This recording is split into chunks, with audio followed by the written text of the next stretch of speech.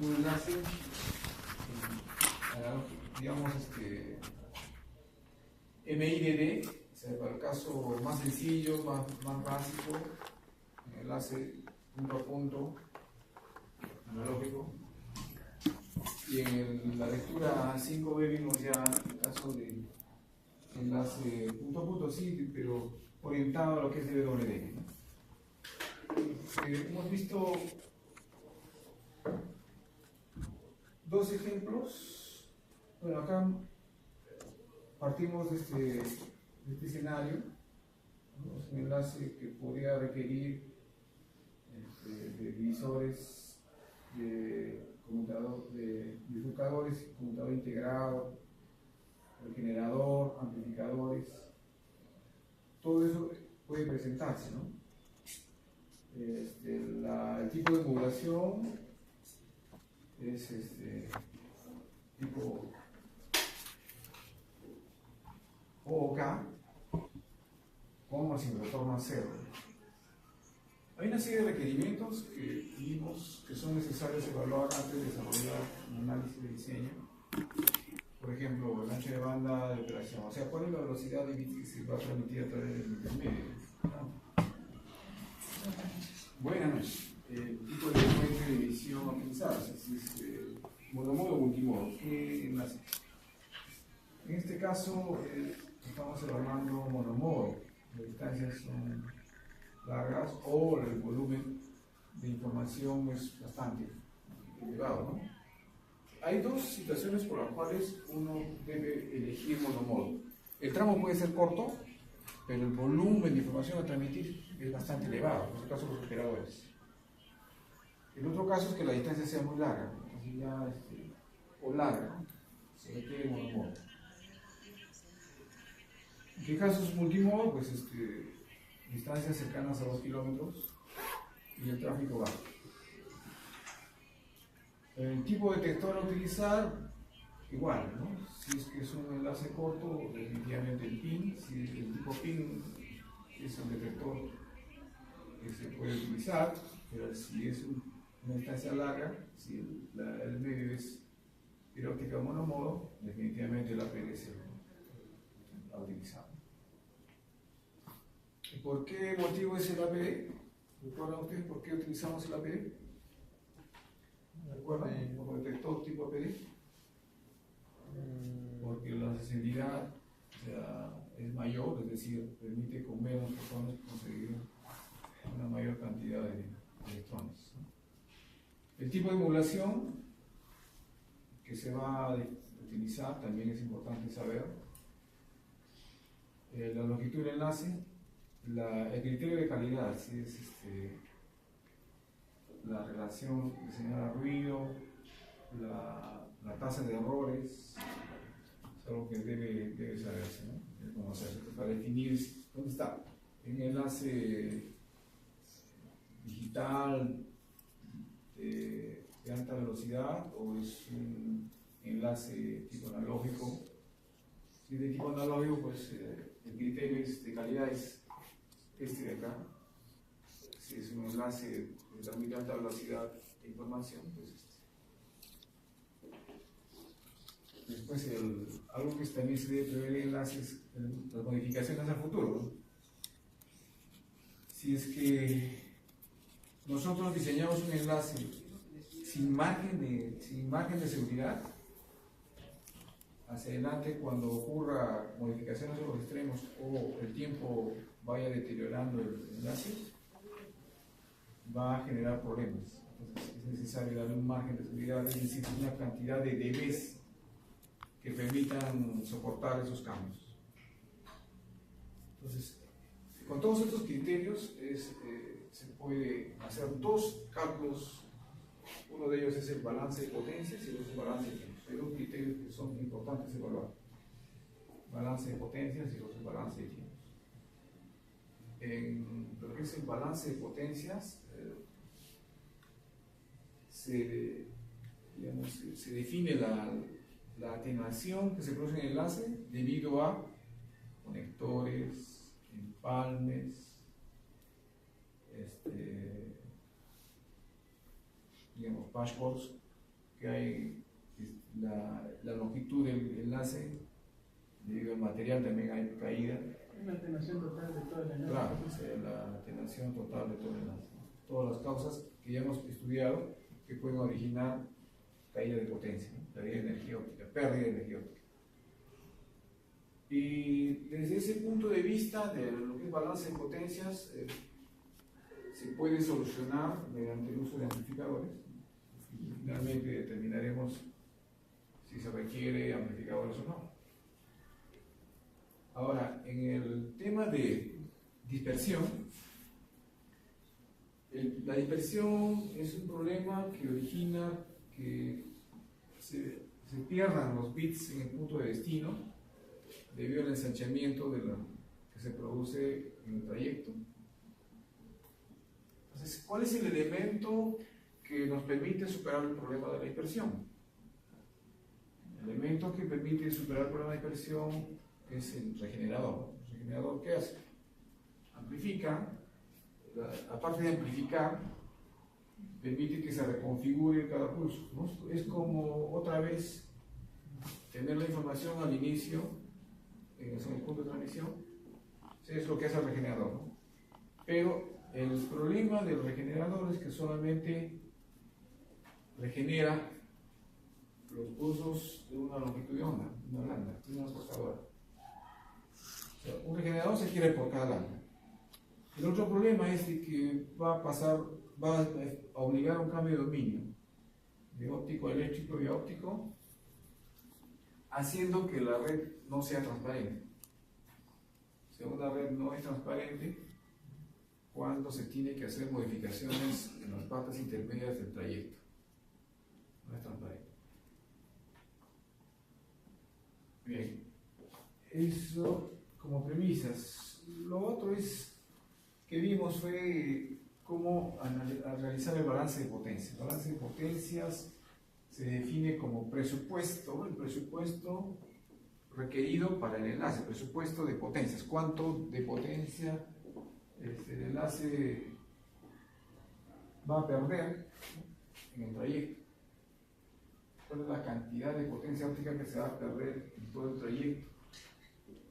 Y a esa potencia se tiene que adicionar lo que es el margen de seguridad. Eso debe ser, ese presupuesto que incluye el margen de seguridad debe ser igual a la diferencia entre la potencia que entrega el transmisor menos la sensibilidad del receptor. O sea, esa diferencia finalmente nos va a conducir a calcular cuál es la potencia mínima que debe entregar el transmisor para que pueda ser recuperado adecuadamente la información del punto de destino. Como anteriormente mencionamos, las pérdidas se dan por los pascos, conectores. A ver, en conector, la pérdida se da por el enfrentamiento de dos conectores, ¿no? O sea, el conector, por ejemplo, del passport que se enfrenta al conector del pigtail que se empalma con el cable, ¿no? Y estos están en un patch panel a través de un adaptador que los enfrenta y se produce un espacio mínimo entre los dos conectores que va a provocar un desalineamiento, que puede provocar un desalineamiento y una pérdida finalmente en ese espacio, ¿no? Ese espacio da una caída. En el empalme debido a que la variación del índice de refracción que se da por el calor que se utiliza para fundir el vidrio y unir las dos fibras, ¿no? Entonces ahí hay una caída pequeña, hay caídas acá pequeñas que se van dando. Igual en todo conector se refiere al enfrentamiento de dos conectores, hay una caída. Hay una caída, acá hay otra caída y en cada uno de estos hay una caída. Y lo otro es en el mismo cable, debido al material, o sea, debido al sílice, es el material el cual está compuesto en una fibra, tiene ya una caída exponencial definida. Se mide en dB por kilómetro. Si teniendo claro el concepto, ya se puede establecer los cálculos para determinar cuál es la pérdida total en el trayecto. A eso se debe considerar el margen de seguridad. De acuerdo a la OIT, en esta recomendación, se define que de 3 a 4.8 dB es adecuado considerar ese margen de seguridad. Pero, para cuestiones prácticas, puede variar de 3 a 10, ¿no?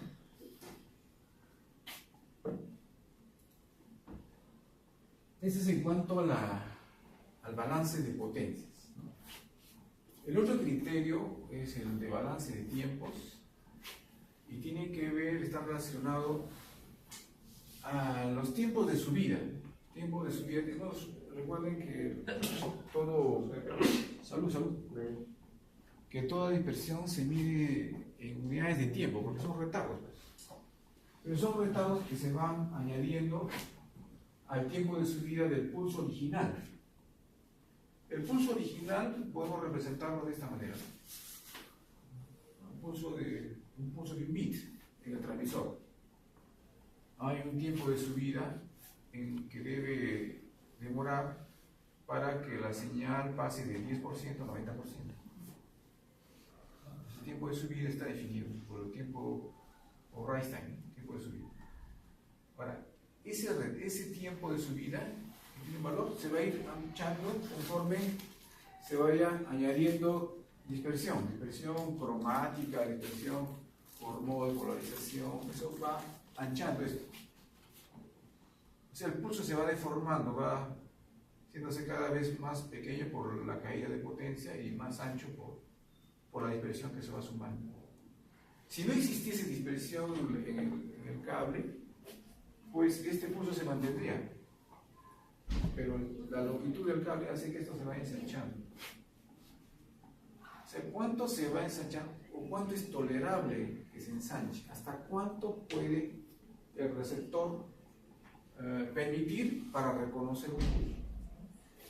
Si el tipo de modulación es con retorno a cero, los pulsos, el periodo del pulso puede tener un valor T de tiempo, ¿no? ¿Hasta cuánto puede tolerar el sistema? Hasta el 70%, ¿no? 70%. Si es el 70%, se multiplica el ancho del pulso por 0.7 y ese es el tiempo máximo que puede tolerar el sistema. Más allá, ya se está produciendo un ensanchamiento que no garantiza que los pulsos en el punto de recepción serán reconocidos como tal. Entonces, primero tenemos que calcular cuántos tiempos de retardo va añadiendo el cable debido a la distancia. Y eso lo medimos por la dispersión cromática, la dispersión por modo de polarización y la dispersión modal. Pero la dispersión modal solamente es en caso de que el cable fuese multimodo, ¿no? Sí. Pero si no hay multimodo, si es monomodo, pues esto es cero porque no hay dispersión modal. Ahora, lo que hemos estudiado en cuanto a las fórmulas puede simplificarse. ¿Por qué? Porque los fabricantes del cable entregan datos como, por ejemplo, coeficiente de dispersión cromática, coeficiente de dispersión por modo de polarización, y entonces hacen que la fórmula sea más sencilla. ¿Ya? Entonces, en concreto, es necesario evaluar estos tiempos para finalmente determinar un valor que se denomina tesis. Tesis quiere decir el tiempo final debido al cable, ¿no? A esto hay que contrastarlo con la velocidad el ancho de la señal que se va a enviar. Por ejemplo, si es una señal SDH, si es otra señal Ethernet, si es otro tipo de señal, cuál es su valor del pulso, cuál es el valor del tiempo, y contra eso se contrasta. Tiempo con tiempo se va a contrastar, ¿no? Esto es lo que mencionaba. Si es una señal con retorno, sin retorno o con retorno a cero. Si es una señal sin retorno a cero, pues se considera este tiempo y se multiplica por 0.7, que es lo que puede tolerar el sistema para, digamos, el retardo debido a estas expresiones. Si es una señal con retoma cero, el valor del pulso es 50% del pulso de la señal sin retorno cero. Entonces, si es 50%, también la tolerancia disminuye al 35%. Al 35% del valor del periodo del bit. Entonces, contra eso se hace la comparación. Entonces, acá está el detalle, ¿no? Está el detalle, es una señal sin retorno a cero, 70%, si es una señal con retorno a cero, 35%. Ya con ello tenemos la base para poder hacer los cálculos. Ahora, la expresión cromática tiene esta ecuación. El retardo por dispersión cromática es igual al coeficiente de dispersión cromática por el ancho espectral. ¿Cuál es este ancho espectral? ¿Recuerdas, Denise? ¿A qué se refiere este ancho espectral? ¿Recuerdas? Es debido a la fuente de emisión, ¿verdad? La fuente de emisión es el láser genera un espectro. Y este espectro es el ancho de ese espectro. Y la longitud del cable. Acá también tenemos en la dispersión por modo de polarización, el coeficiente de dispersión por modo de polarización. Estos son datos que entrega el fabricante, su hoja técnica. Y en este caso va en relación directa con la raíz cuadrada de la longitud del cable. En este caso va en relación directa con la longitud del cable multiplicado por el ancho espectral. Depende de esos dos factores.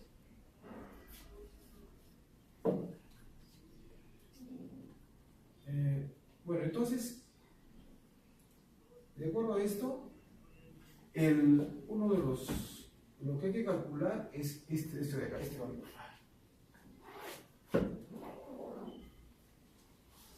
Tenemos el tiempo de subida en el receptor, el transmisor y el tiempo de subida en el receptor, y a ello se añade si la longitud del cable es pequeña, pues no va a haber, el tiempo del sistema debe ser menor que el tiempo del tiempo que se obtenga de la señal que se va a transmitir.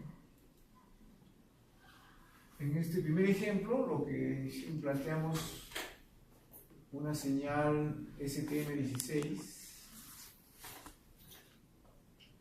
que se transmite en un trayecto que mide 20 kilómetros.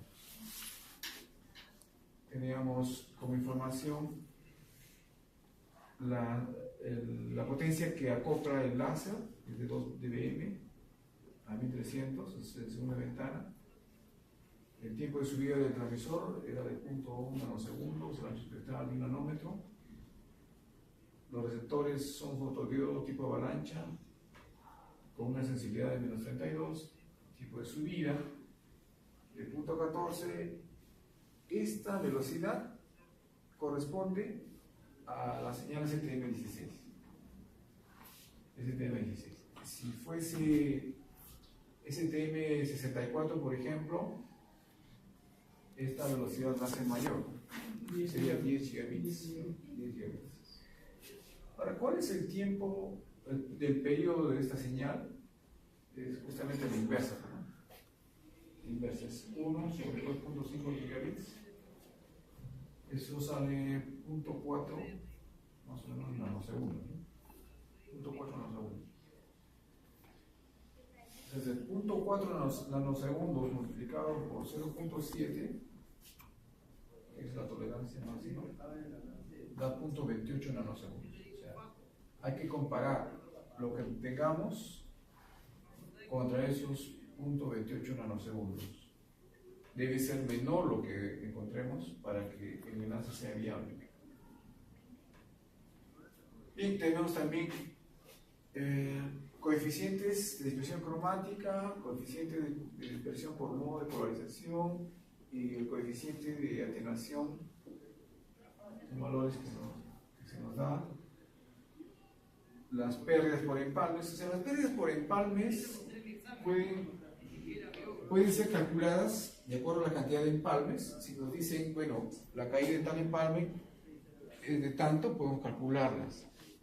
Pero sin embargo, si nos dicen que las pérdidas totales por empalmes es tanto, se refiere a que todo el conjunto de empalmes ya da ese valor, ¿no? Las pérdidas en los conectores. En este caso, dice, en cada sentido de transmisión, quiere decir, hacia un extremo y hacia el otro extremo, hay una caída de 2.4. En los PASCO, normalmente las distancias del cable es muy pequeña para poder considerarse como una atenuación, simplemente se considera la atenuación producida en los conectores, ¿no? Bueno, acá nos dice que es de 1.5 dB, que estos PASCO originan en total. Nos dicen en total. El margen de seguridad que se nos propone es de 6 dB, o sea, no debe ser menor que 6 dB. Si es menor que 6 dB, hay que hacer las consideraciones del caso. Y acá se indica, bueno, es despreciable la dispersión debido al cable del PASCO, no a los conectores, sino al cable. De acuerdo a ello hicimos el cálculo de potencias, considerando, por ejemplo, bueno, acá se ha considerado 0.5 por empalmes, pero si acá se ha considerado bobinas de 4 kilómetros. Bueno, si son 20 kilómetros y son bobinas de 4 kilómetros, la cantidad de empalmes es de 20 entre 4, 5 menos 1, 4 más 2, 6. Sería 5.5 por 6 dB, perdón, 5 por 6 sería 3 dB, ¿no? 3 dB debido a los empalmes. Los PASCOs son 1.5 por cada extremo, serían 3 dB. La atenuación debido al cable es 0.6 dB por kilómetro por 20 kilómetros. En total nos va a dar, considerando el margen de seguridad, 7.2. Ahora, el margen es de máximo 6 y lo que tenemos que hacer es determinar pues, si es que lo que tenemos es mayor o igual que o menor que el margen que nos da. Ahora, el presupuesto que tenemos es de menos 2 menos 32, es decir, la potencia entregada por el transmisor menos la sensibilidad del receptor nos da un presupuesto de 30 dB, ¿no? Ese presupuesto de 30 dB es igual a todas las caídas, ¿no? Todas las caídas más el margen. Entonces, el margen que nos da es de 7.2. Como es mayor a 6, lo que estamos encontrando es de que es viable, ¿no? ¿Qué quiere decir, por ejemplo, de que si el margen nos sale 6? ¿Qué querría decir que el margen nos sale 6? Está en el límite, ¿no? O sea, tenemos, si el margen fuera 0, si tuviéramos 0,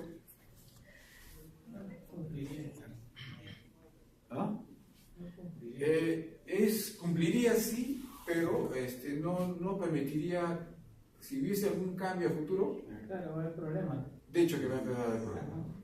Eso quiere decir cuando es 0. El margen justamente es por eso, para prever cambios a futuro. No sé si me entienden la idea todos. El margen se da para prever cambios a futuro. Porque el cable con el tiempo, por efectos del sol, la humedad, del polvo, va generando mayor atenuación en el cable, en la fibra en sí. Entonces los valores de atenuación van a subir, ¿no? Entonces por eso el margen, preveyendo los cambios a futuro. Ahora, ¿qué quiere decir que es negativo? Si es negativo, ¿qué quiere decir? No llega. No llega, no llega, lo que quiere decir es que no llega. O sea, si llega va a haber bastante pérdida de... Claro, o sea, es como decir de que para el punto de destino, para la ubicación del punto de destino, no está garantizado que la información llegue bien, va a llegar atenuada, no se va a poder discriminar. Lo que está diciendo es, mira, esto de acá, tienes que moverlo, adelantarlo, para que cumpla. No está cumpliendo, eso quiere decir valor negativo. ¿Ya? Entonces, hay que ver la manera para que cumpla. Uno de ellos es levantar con un amplificador el nivel de potencia, levantar el nivel de potencia para que llegue, ¿no? Esa sería una salida, ¿no? Otra salida también podría ser cambiar de longitud de onda. Una longitud de onda, como en tercera ventana, acá nos dicen que es de segunda ventana, tiene una menor atenuación, ¿no? Para una mayor longitud de onda, de mayor valor de nanómetros, tiene menor atenuación. Entonces eso hace que cumpla, ¿no? De menor atenuación debido al cable va a cumplir. Hay esas opciones. Pero lo que quede claro es de que ¿qué es lo que significa este margen? ¿Qué es lo que significa?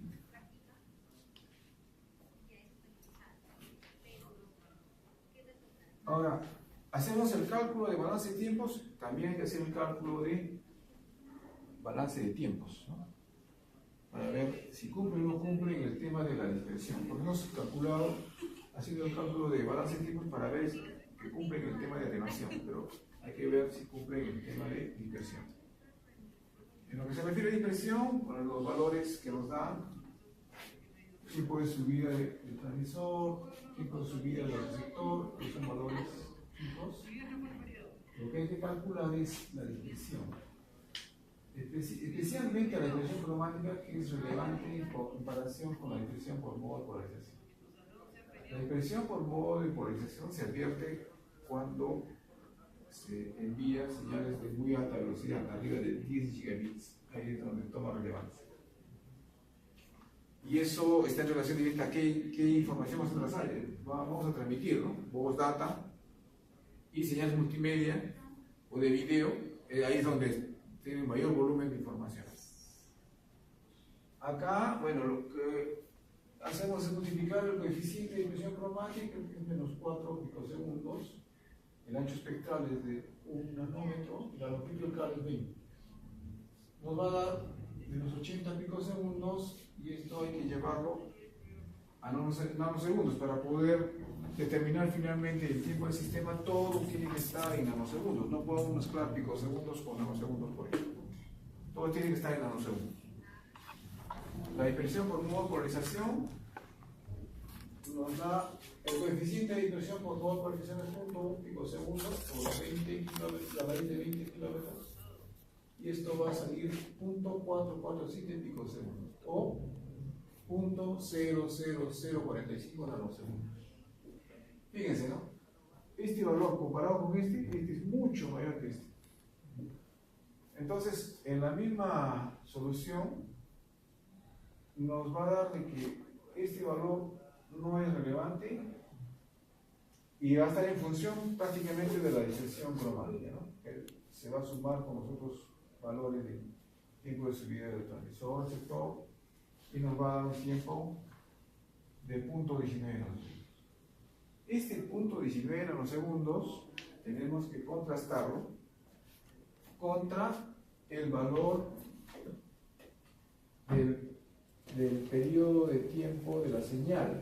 Si es una señal de 2.5 gigabits por segundo, el tiempo del bit es de 0.4 nanosegundos, como dijimos, pero la tolerancia, el margen, sale de multiplicar este valor por 0.5. Entonces comparamos finalmente 0.19 con 0.28. ¿Se cumple eso? se cumple que es mayor que, entonces es viable.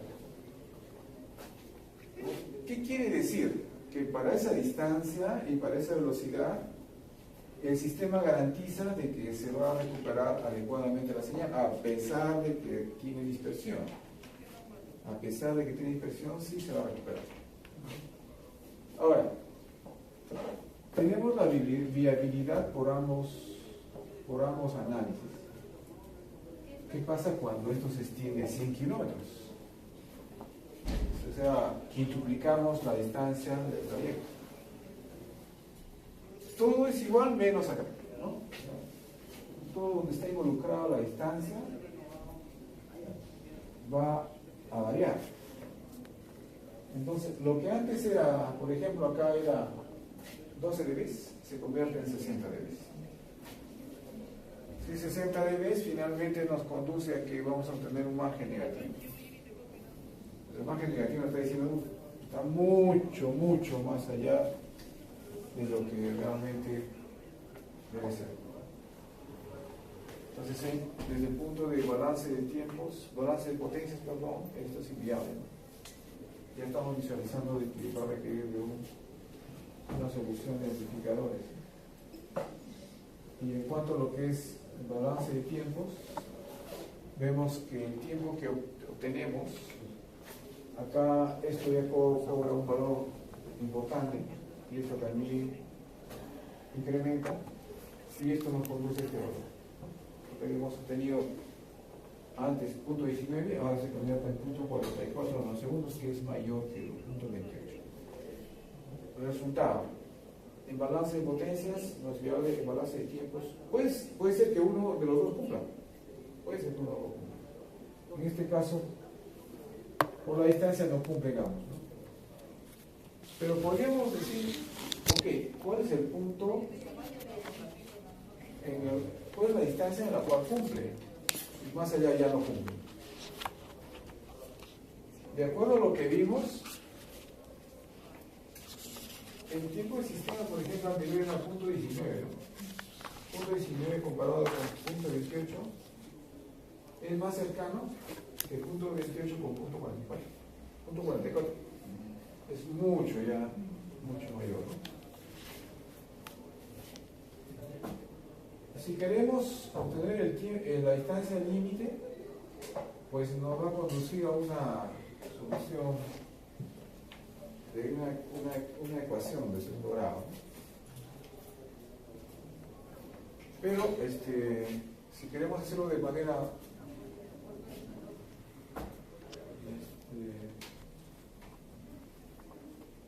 vamos a verlo acá por la solución de segundo grado. Acá requerimos amplificadores y regeneradores, porque en ambos casos no cumplen. Ya, vamos a ver. Acá tenemos retomando el enlace de 100 kilómetros y utilizando amplificadores de estos tipos, ¿no? Para poder ver cuál de ellos necesitamos. Y también regeneradores, la posibilidad de utilizar regeneradores. Haciendo el cálculo de balance de cálculo de dispersión, obtenemos estos resultados. O sea, determinar la longitud a la cual se cumple, ¿no? La longitud máxima a la cual se cumple todavía la viabilidad en cuanto a balance de tiempos es esa. De 20 kilómetros a 55.2. Pero si se dan cuenta, hemos tenido que resolver una ecuación de segundo grado para tener esa distancia. Pero una forma práctica hubiera sido pues seccionar a la mitad el cable y a ver con 50 kilómetros qué obtenemos, ¿no? Eso es resolver mediante una ecuación, y la otra es seccionar en dos para determinar qué es lo que sucede. O sea, seccionando en dos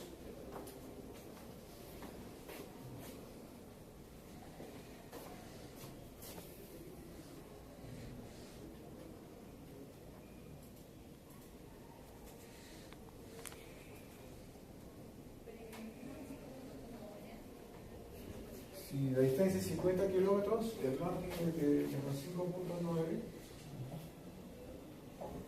Entonces acá, por ejemplo, utilizar un amplificador que nos permita llegar a 6. Se tendría que ser uno de 12 dB, ¿no? Porque primero para llegar a 0 se necesita 5.9 y luego se necesita 6 más para llegar a lo que nos exige el problema. Entonces un amplificador de 12 dB es el adecuado, pero por sección, porque hemos dicho que hemos dividido el enlace en dos partes.